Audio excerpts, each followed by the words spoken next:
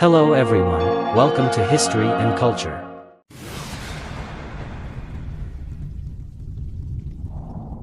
It is well known that Zhuge Liang's empty city stratagem is a household name, its plot gripping and filled with a contest of wits and courage. In Romance of the Three Kingdoms, the scene is described as follows. After Ma Su lost the strategic stronghold at Jieding, Sima led an army of 150,000 directly toward Xicheng.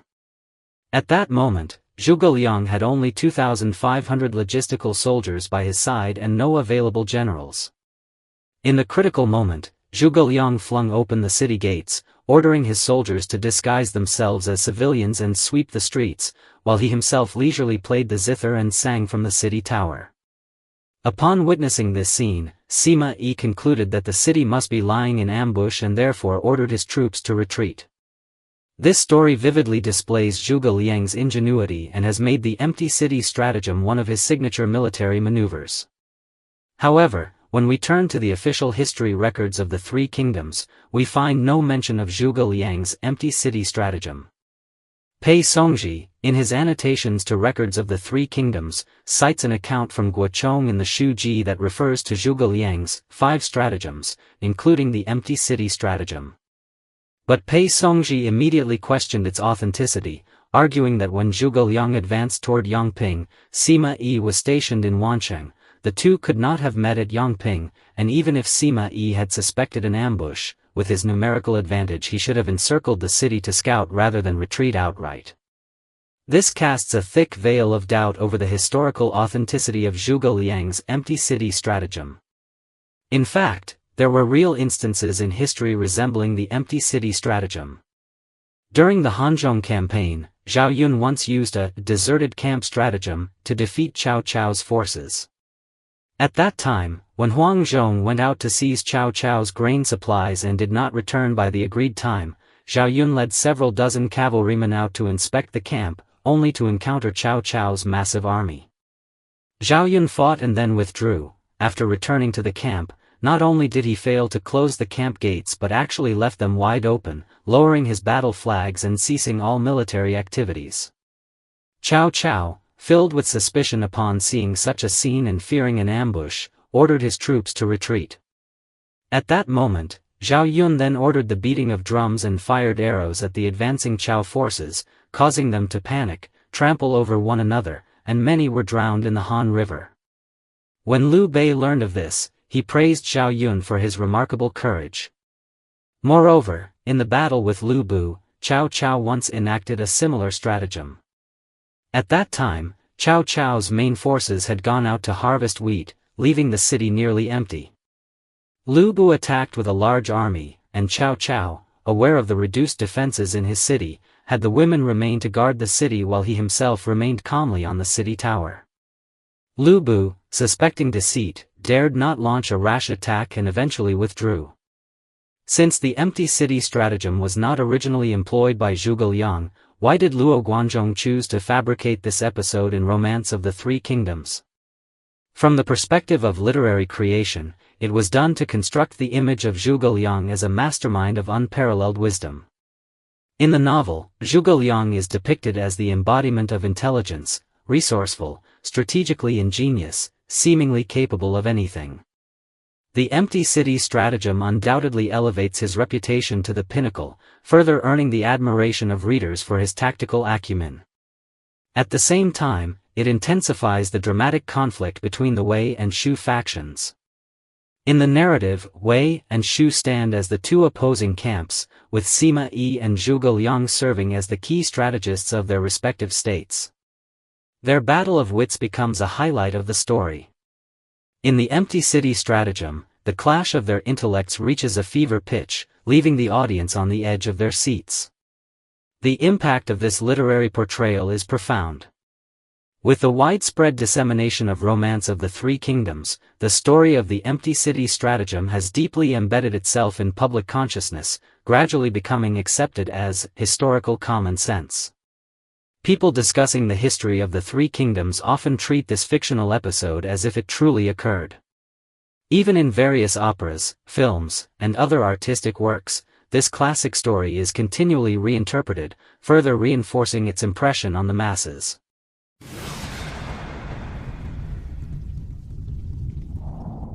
Sima Yi, hailing from the prestigious Sima clan of Henei, was born into a distinguished family. Gifted with intelligence and vast knowledge from a young age, he harbored grand ambitions. However, during the reign of Cao Cao, Sima Yi's official career was fraught with difficulties. Cao Cao, naturally suspicious and while willing to employ talented individuals, always remained wary of Sima Yi.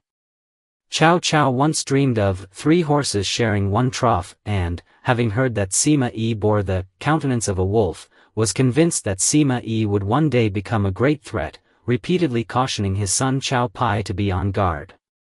Under such an atmosphere of suspicion, Sima Yi acted with extreme caution, meticulously concealing his capabilities at every turn.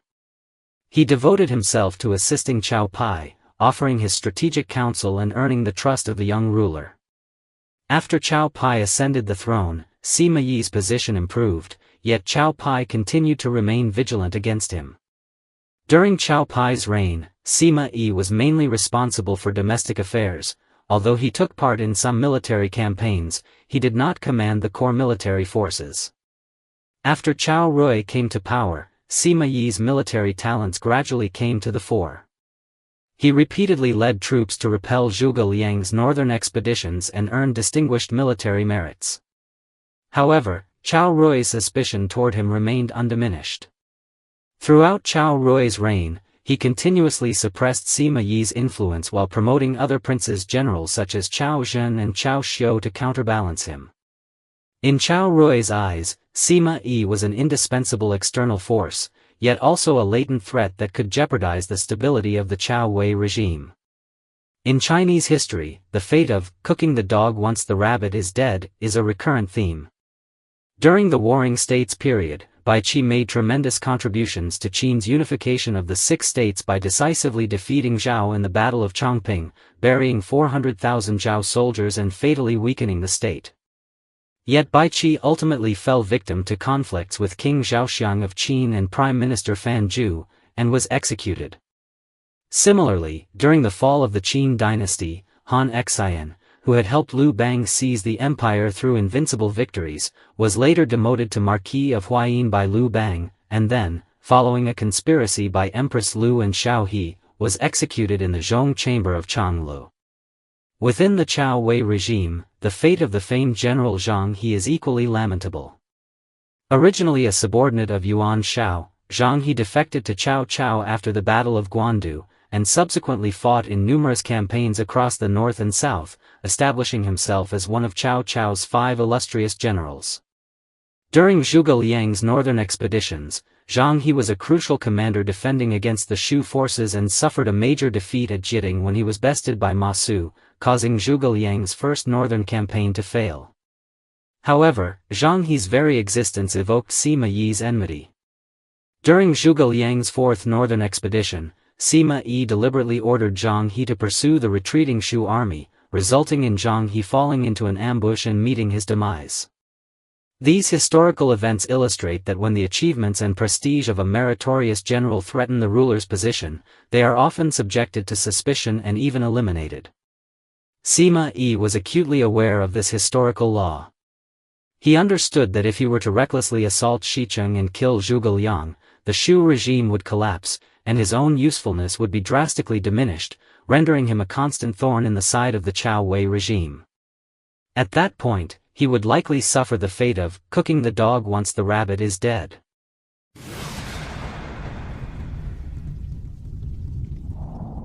In the breathtaking confrontation of the empty city stratagem, information asymmetry played a crucial role. When Sima Yi led his 150,000-strong army to the gates of Xicheng, what he encountered was an utterly anomalous scene. The city gates were wide open, commoners were leisurely sweeping the streets, and Zhuge Liang was serenely playing the zither on the city tower, flanked by 2 attendant pages who stood calm and composed. This extraordinary sight plunged Sima Yi into deep doubt, leaving him unable to accurately assess the true situation within the city. Sima was well aware of Zhuge Liang's lifelong caution and his reluctance to take unnecessary risks. In previous encounters, Zhuge Liang had always confounded him with meticulous planning and cautious execution. Therefore, upon seeing a seemingly unguarded empty city, his immediate suspicion was that something was amiss. He deduced from details such as the unruffled sound of the zither and the composed demeanor of the pages, that an ambush must have been cleverly arranged, a trap awaiting his unwary entry. This inference not only aligned with his understanding of Zhuge Liang's character but also resonated with the tactical principle of making the real appear unreal, from the art of war. With limited information at hand, Sima's decision to retreat was a rational choice under the circumstances. From the perspective of game theory, a subtle, Nash equilibrium was formed between Zhuge Liang and Sima in this stratagem. Zhuge Liang, by appearing at his most vulnerable, projected the strongest deterrent. Fully aware of Sima's personality and psychological apprehensions, he boldly employed the empty city stratagem, placing himself in an ostensibly unprotected position that nevertheless successfully dissuaded Sima from launching an attack. Meanwhile, Sima chose to retreat, a move that allowed him to preserve his strength, recognizing that a rash assault, if falling into the trap, would not only result in significant losses but could also jeopardize his own life and status. Behind this mutual understanding lay a deep, long-term recognition of each other's roles. Zhuge Liang needed Sima's presence to help sustain the Shu regime, for only Sima could serve as a counterbalance to the Chao Wei government, deterring it from an all-out assault on Shu. Likewise, Sima benefited from Zhuge Liang's threat in consolidating his own position within the Chao Wei state.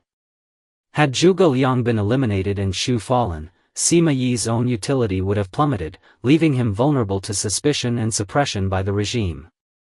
Thus, both sides made decisions that best served their own interests, achieving a delicate balance. It can be seen that the true essence of the empty city stratagem was not merely a contest of wits but a meticulously designed political game.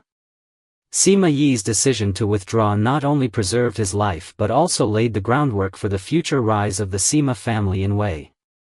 History teaches us once again, true wisdom lies not in defeating one's opponent, but in creating a situation where the opponent finds value in your continued existence. It is this transcending perspective of victory over defeat that is the key to achieving great success.